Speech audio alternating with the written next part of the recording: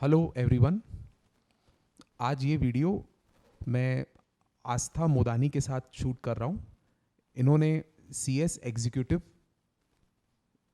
अगस्त 2021 attempt में all India rank 8 हासिल किया है।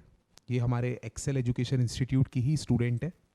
सबसे पहले मैं आपको इनके CS एग्जीक्यूटिव में सभी सब्जेक्ट्स के मार्क्स बता देता हूँ, जो कि काफ़ी इंस्पायरिंग है।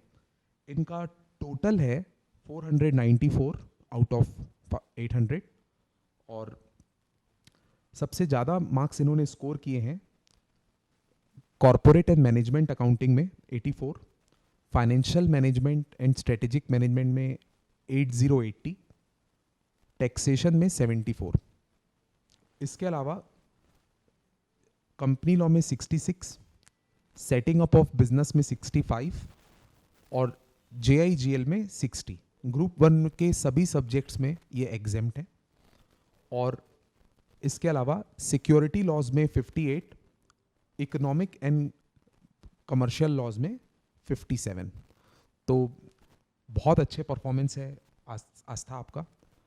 इन्होंने CSET में आउट ऑफ 200 164 मार्क्स स्कोर किए थे, वो भी सेल्फ स्टडी के बदौलत।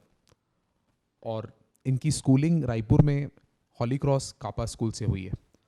सबसे पहले आस्था, आपको कॉन्ग्रेचुलेशंस इतने अच्छे परफॉर्मेंस के लिए। Thank you sir. और मैं इस वीडियो में आपसे कुछ क्वेश्चंस पूछूंगा जो पढ़ाई से रिलेटेड होंगे। आपकी पढ़ाई और आपकी प्रिपरेशन कैसी थी वो आपको शेयर करना है, ताकि हमारे एग्जिस्टिंग स्टूडेंट्स को भी उसका फ़ायदा मिले।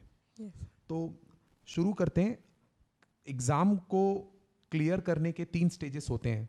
एक क्लास अटेंड करने का स्टेज, एक क्लास ख़त्म होने के बाद प्रिपरेशन लीव के दौरान स्टेज, और एक एग्ज़ाम का स्टेज।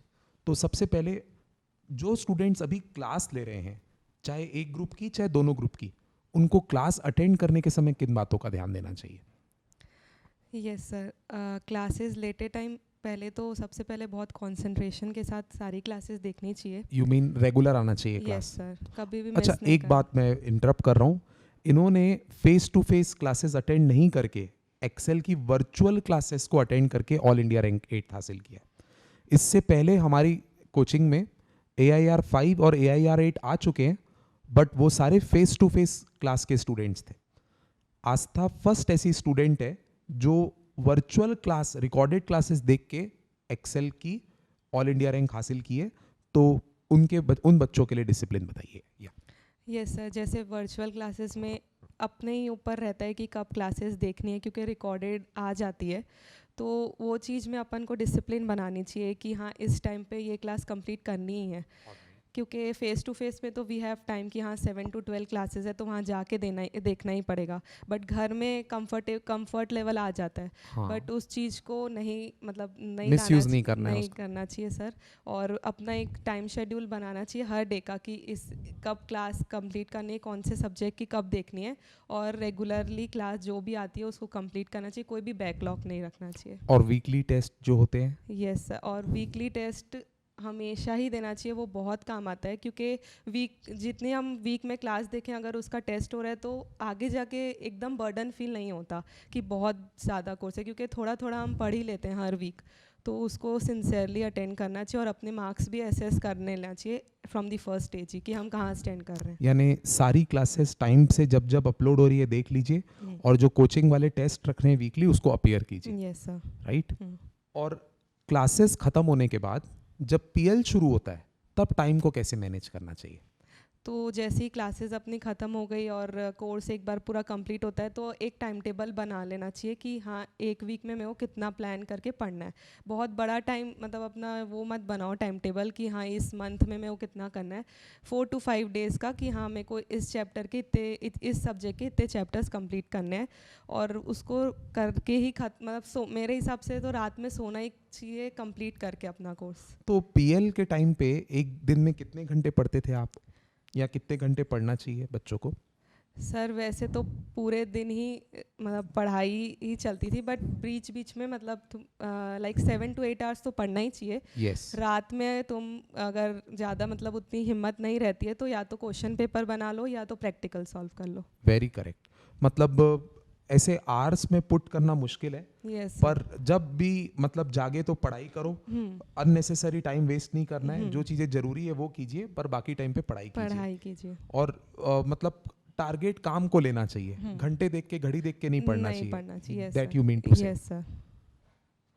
तो प्रिपरेशन लीव जैसे ही खत्म हुई थी आपकी, यहाँ चल रही थी, और एग्जाम के 1 महीने पहले हमने जो एक्सेल में मॉक टेस्ट यस कंडक्ट किया था, आप उसको अपीयर किए थे, यस सर, उसका फायदा मिला आपको? यस सर बहुत। एक तो कि मेरा पेपर कितने टाइम में कंप्लीट हो रहा है, कहीं मेरी राइटिंग प्रैक्टिस ज़्यादा, मतलब मेरे को टाइम लग रहा है एक आंसर लिखने के लिए, क्योंकि घर पे ही देना था मेरे को, तो मैं ही 3 घंटे देख लेती थी कि मैं बना पा रही हूँ या नहीं। आपने लिख के देखे पेपर्स? यस सर, उससे आपको अपनी स्पीड के बारे में पता यस चल सर, पाया? बहुत फ़र्क पड़ता है और बहुत बेनिफिशियल भी रहता है, क्योंकि एग्ज़ाम में एकदम से पेपर दिखता है तो फिर वो डर नहीं रहता, क्योंकि मॉक टेस्ट दे चुके हैं हम, तो पेपर अगर एग्ज़ाम में दिख भी रहा है क्वेश्चन पेपर, तो हाँ वी आर यूज टू कि पार्ट ए में इतने क्वेश्चन आते हैं, ऐसे ऐसे आते हैं, तो वो लिखने में बहुत हेल्पफुल रहता है।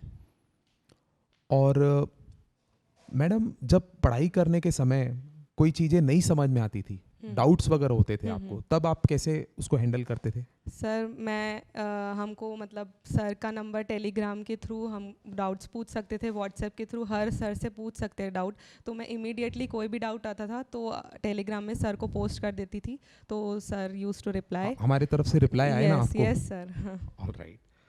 और एक अपना सीक्रेट बताइए कि पढ़ाई करने के समय आपने बुक मटेरियल कहाँ कहाँ से पढ़े? एक तो मतलब जो एक्सेल ने पूरे मटेरियल पढ़ाए थे मैं वही पढ़ी थी, और लगभग तो मॉड्यूल का ही पार्ट था, जो हमारी मॉड्यूल रहती वही था, पूरा कवरेज था उसी से, और जो भी स्कैनर एक्सेल से मतलब मुझे मिली थी मैंने उसी को सॉल्व किया तो था। जो क्लास में हमने चीज़ें शेयर की उसके अलावा तो पढ़ के नहीं किया ना आपने? नहीं सर। मतलब this material can bring you at AIR 8, this is the fact testimony the other students are getting, my dear friends. और मैडम, अब एक और सीक्रेट बताइएगा। कई बार पढ़ते समय आपको ऐसा बहुत बार स्ट्रेस फील होता होगा कि बोथ ग्रुप नहीं हो पा रहा है, या जैसे आपने सोचा था उतनी तैयारी उस वीक में नहीं हो पाती थी, तो स्ट्रेस को कैसे हैंडल करते थे? सर मैंने जब एग्ज़ाम दिया था तब तो कोविड वगैरह का बहुत कुछ था, तो स्ट्रेस तो वैसे होता ही था, रोज़ कुछ ना कुछ नया सुनने मिलता था या कुछ, बट एक अपने अंदर एक एडामेंट होना चाहिए कि हाँ मुझे ये करना ही है, जिद्दी होना चाहिए। यस सर, क्योंकि अच्छा। खुद का ही कंपटीशन होता है खुद, तो खुद अगर का खुद से कंपटीशन यस होता है। सर, तो वो चीज़ जितनी भी ऑब्स्टिकल्स तो आएंगे ही, बट वो तो हर जगह ही आएंगे, बिना ऐसा नहीं है कि कोई भी चीज़ अपन को मिल जाती है विदाउट एनी ऑब्स्टिकल, तो सर उसको एकदम कॉन्फिडेंस से वी शुड फेस, और स्ट्रेस वगैरह का नहीं होना चाहिए, एकदम कूल माइंड से, और अगर कभी स्ट्रेस होता भी है तो मेंटोर से या सर लोग से बात करने से वो काफ़ी अच्छा लगता है सर। All right. और एक और परेशानी का मैटर होता है बच्चों के लिए, जो बच्चे बोथ ग्रुप देते हैं उन लोगों को लगातार 8 पेपर अपीयर करना बहुत तकलीफ देता है। Yes, आप sir. लोग को हर पेपर में छुट्टी मिलती है? नहीं सर, नहीं मिलती, 8 days। कंटिन्यू है। Yes, एक sir. हाथ में मिल गई, पब्लिक हॉलीडे पड़ गया तो बात हाँ, अलग है, सर, हाँ। नहीं तो इंस्टीट्यूट कोई प्रोग्राम नहीं है देने का। नहीं सर। तो आप 8 दिनों का स्ट्रेस कैसे हैंडल किए थे लगातार, वो उस समय का एक्सपीरियंस शेयर कीजिए अपना। सर फर्स्ट 2 से 3 पेपर तो चले जाते हैं, हाँ, क्योंकि वो रिसेंटली रिवाइज्ड भी रहते हैं, अच्छा। तो उतना स्ट्रेस नहीं आता है, बट जब 4th एग्ज़ाम आता है तब ऐसे लगता है कि भूल गए हैं सब, एंड घर आके वो उतनी हिम्मत भी थकान नहीं हो रहती जाती है होगी, कि बहुत तुरंत थकान। पढ़ने बैठे, तो सर प्रिपरेशन के दौरान ही अपन को ये चीज़ को मेंटली लाइक ले लेना चाहिए कि उस टाइम पे टाइम नहीं मिलने वाला, हाँ। और वो एग्जॉशन हो जाता है, बट उस टाइम पे स्लीप कंप्लीट करनी चाहिए, एक तो पहली बात, क्योंकि फिर नेक्स्ट डे एग्ज़ाम लिखना ही रहता है 3 घंटे बैठ के, और उस टाइम पे ऐसा नहीं होना चाहिए कि मेरे को पूरा रिवाइज़ करके जाना है, लाइक पूरा को बुक की मैं रिवाइज़ करूँगी या करूँगा तभी मेरा होगा। पॉइंट्स बना लो फ्रॉम द फर्स्ट डे, अपने समरी नोट्स बना लो, फिर एग्ज़ाम से पहले वही देख के जाना, और वही होता है, उससे ज़्यादा तो हो भी नहीं सकता। मतलब आपकी बात से 2 चीज़ समझ आ रही है कि एक दिन के अंदर पूरा कोर्स तो रिवाइज हो ही नहीं सकता, स्टॉप एक्सपेक्टिंग दैट, और पढ़ाई करने के समय ही डिसाइड कर लो कि कौन सी सिलेक्टेड चीज़ आप उस दिन देखोगे, तब स्ट्रेस नहीं होगा। तो दोस्तों, एग्ज़ाम के टाइम पे ये मत सोचा कीजिए कि एग्ज़ाम के एक दिन अगर आप पहले पूरा देख के जाओगे तो ही आपको आता है, ऐसे मत सोचना। अपनी साल भर की मेहनत को भी तो ट्रस्ट कीजिए ना। आपने तो पूरा साल पढ़ा है, टेस्ट दिए हैं, तो आपके दिमाग के सबकॉन्शियस माइंड में सारी बातें हैं, और एग्ज़ाम के दिन केवल जो टफ चीज़ें आपको लगती है, जिसको आपने पहले से डिसाइड किया होना चाहिए, उतना ही पढ़ सकते हैं, उसके बाद भी आपके पेपर अच्छे बनेंगे, राइट? Yes sir. तो ये सारे क्वेश्चंस मैं सोचा था आपसे पूछूंगा मैं। आप इनको अब एकदम एक एंड नोट पे सजेस्ट कीजिए कि इनको अभी CS एग्जीक्यूटिव में जैसे दिसंबर 21 का एग्ज़ाम है, ज़्यादातर बच्चे तो वही देख रहे हैं, और कुछ बच्चे जो अभी जून 22 में एग्ज़ाम देंगे, यस उनको अगर कोई 2-3 कंपल्सिव पॉइंट्स हैं जिसको हमेशा रोज याद रखना चाहिए, वो क्या होंगे? दिसंबर में दे रहे हैं या जून में दे रहे हैं तो टाइम तो किसी में भी कम ही रहता है, तो ऐसा नहीं है कि ऐसा लेके नहीं चलना चाहिए कि बाद है, हमारे पास टाइम है, क्योंकि यही टाइम है जो आप पढ़ रहे हो अभी, यही है तुम्हारा मेन टाइम। एग्ज़ाम्स पहले कुछ भी नहीं होता है, तो फर्स्ट डे से ही सर वो मोटिवेशन होनी चाहिए कि मेरे को करना ही है, और जब तक वो मतलब आपको वो चीज़ चाहिए नहीं ना, तो वो कोई जोर ज़बरदस्ती से नहीं होगा। अच्छा। तो वो पहले से ही ठान लेना चाहिए कि हाँ मेरे को निकालना ही है ये attempt.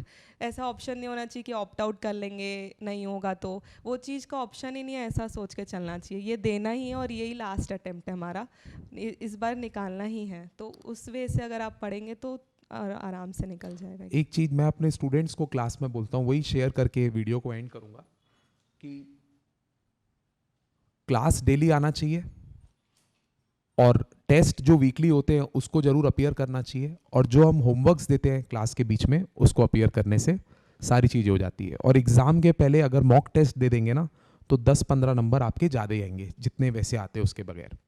Okay, all right, thank you Aastha, thank you thank you students, all right.